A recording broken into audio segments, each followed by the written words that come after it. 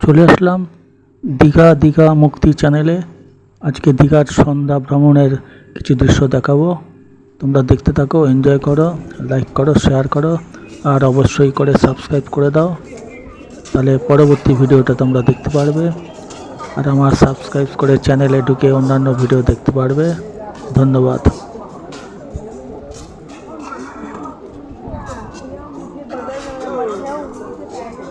রাস্তার পাশে ছোট ছোট দোকানদাররা পসরা সাজিয়ে বসেছে। এখান থেকে ছোটোখাটো জিনিস কেনা যায়, খুবই ভালো লাগে দেখতে।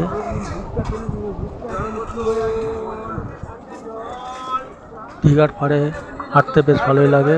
ছোটোখাটো দোকানদার আছে, পাশে সমুদ্রের গর্জন, খুবই ভালো লাগে, সুন্দর লাগে। এই জন্যই দীঘায় আসা বারবার। মধুচন্দ্র এই তো চলছে তো। হ্যাঁ, কবে আসলে? আজকে আমরাও আজকে। ইচ্ছা আছে বৃহস্পতিবার। হ্যাঁ,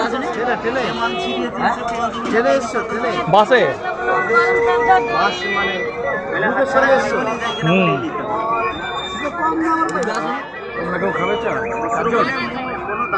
গ্রুপে না, আমাদের এই গ্রুপ। আসলে অন্য জায়গায় যাওয়ার ইচ্ছে ছিল, সেখানে অন্য অসুবিধার জন্য ডেট তো নিয়ে রেখে দিয়েছি।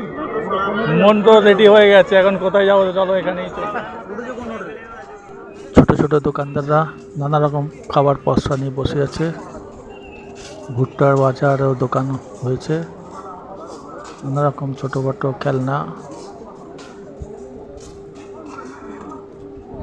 দেখতে দেখতে হাঁটতে হাঁটতে বেশ সময় কাটে।